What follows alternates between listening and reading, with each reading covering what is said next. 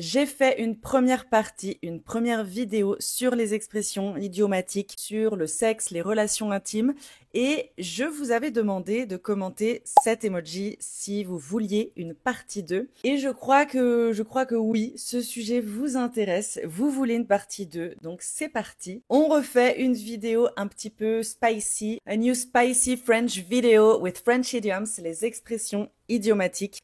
Donc si tu n'as pas vu les autres vidéos, les autres parties, j'ai fait toute une playlist avec plein d'expressions idiomatiques pour parler de façon imagée en français et enrichir en fait ton vocabulaire. C'est super utile pour la compréhension, l'expression orale.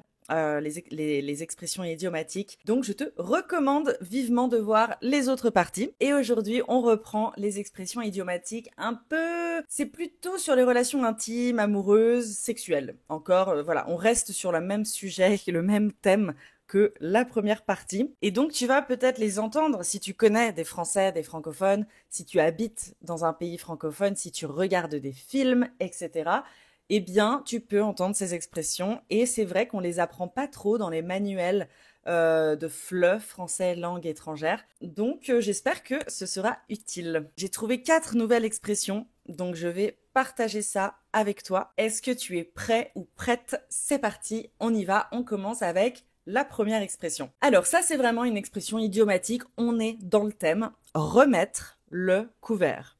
Alors déjà, juste mettre le couvert, to set the table, ok? Mettre la table, mettre le couvert, I set the table, je mets le couvert. C'est la traduction. L'expression idiomatique qui nous intéresse dans la vidéo, c'est remettre le couvert.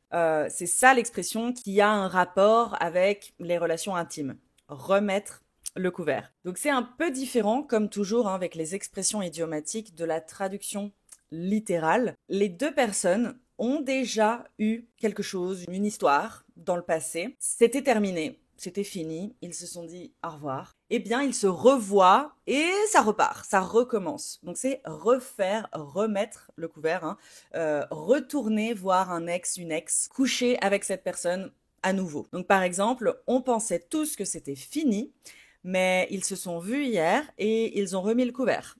Ils se sont embrassés, ils ont couché ensemble, voilà. En tout cas, quelque chose s'est passé. Ou alors même, ils sont de nouveau en couple.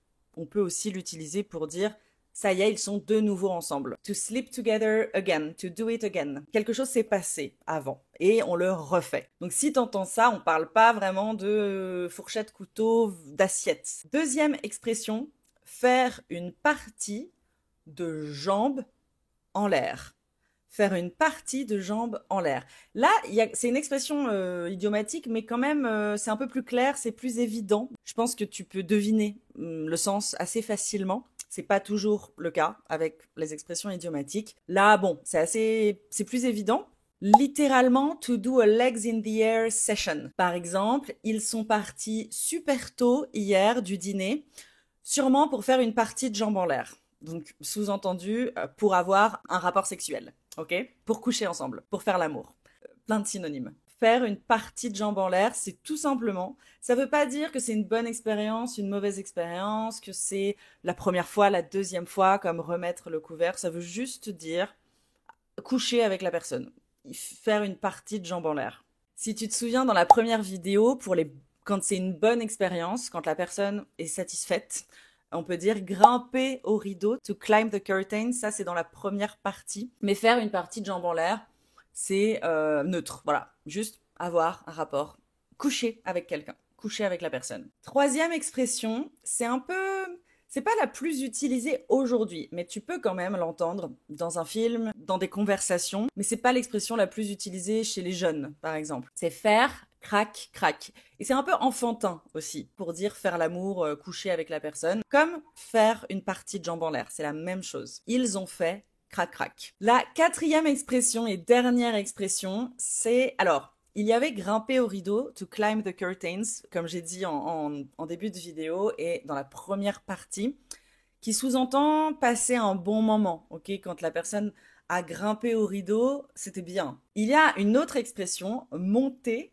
au 7e ciel. Alors, monter au 7e ciel, c'est encore mieux que grimper au rideau. C'est carrément avoir un orgasme. Il ou elle m'a fait monter au 7e ciel. Quelqu'un raconte, une amie ou un ami te raconte son date, te parle de sa copine ou son copain. Il ou elle m'a fait monter au 7e ciel. Donc, je crois que l'équivalent en anglais, c'est ça. En tout cas, le sens, c'est un immense plaisir, avoir un orgasme. Voilà 4 nouvelles expressions. J'espère que tu as appris quelque chose, que tu ne les connaissais pas toutes. N'hésite pas à aller voir la première partie si c'est pas déjà fait. Il y a plus d'expressions, je crois qu'il y en a 5 ou 6 dans la première partie. N'hésite pas à t'abonner, à laisser un commentaire comme d'habitude, ça m'aide et tu pourras être informé des prochaines vidéos. À bientôt, bisous!